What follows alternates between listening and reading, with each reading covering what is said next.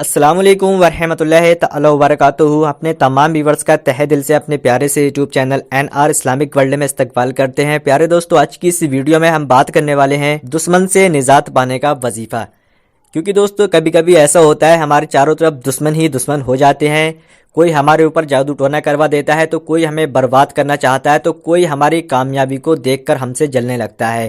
چاروں طرف آپ دیکھتے ہیں تو چاروں طرف آپ کے دشمن ہی دشمن نظر آتے ہیں۔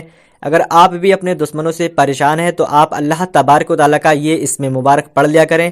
اگر آپ صبح کو اس نام مبارک کو پڑھ لیں گے تو اس کے بعد آپ پورا دن اپنے دشمنوں سے محفوظ رہیں گے۔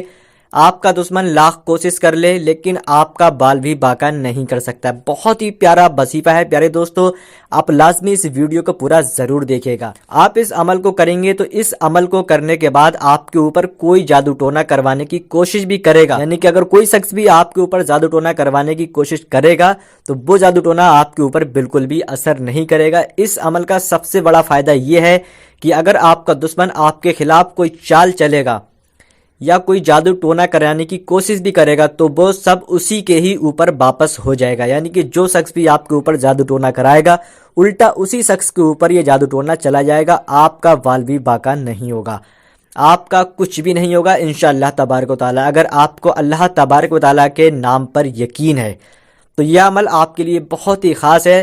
دشمن کو آپ ایک طرف رکھ دیجئے لیکن اپنی حفاظت کے لیے اس عمل کو آپ لوگ روزانہ ضرور کیجئے گا۔ دوستو اگر آپ یہ وظیفہ اپنے خود کے لیے کر رہے ہیں تو آپ اپنے سینے پر دم کر لیجئے، اور اگر آپ اپنے کسی فیملی یا پریوار کے ممبرز کے لیے کر رہے ہیں تو آپ اس کے سینے پر دم کر دیجئے گا۔ پھر انشاءاللہ تبارک و تعالی پورے دن ہر بری چیز سے محفوظ رہے گا۔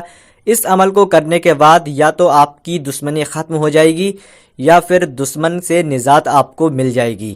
تو پیارے دوستو، دشمن کے دل میں رحم پیدا کرنے کے لیے سب سے زیادہ مجرب یہ عمل ہے، تو آپ سب سے پہلے جان لیتے ہیں اس عمل کو کرنے کا طریقہ، اس عمل کو کس طریقے سے کرنا ہے اور کیا کیا پڑھنا ہے۔ سب سے پہلے آپ کو صبح کو جیسے ہی آپ کی آنکھ کھلے، یعنی کہ جیسے ہی آپ سو کر اٹھیں، تو اس کے بعد صحیح طریقے سے آپ کو باوضو ہو کر اپنے بستر پر بیٹھ کر یا کہیں پر بھی بیٹھ کر آپ یہ وظیفہ نماز فجر کے بعد بھی کر سکتے ہیں۔ تو سب سے پہلے آپ کو شروع میں 3 مرتبہ درود پاک پڑھنا ہے۔ جو بھی درود پاک آپ کو یاد ہو وہ درود پاک آپ لوگ پڑھ سکتے ہیں۔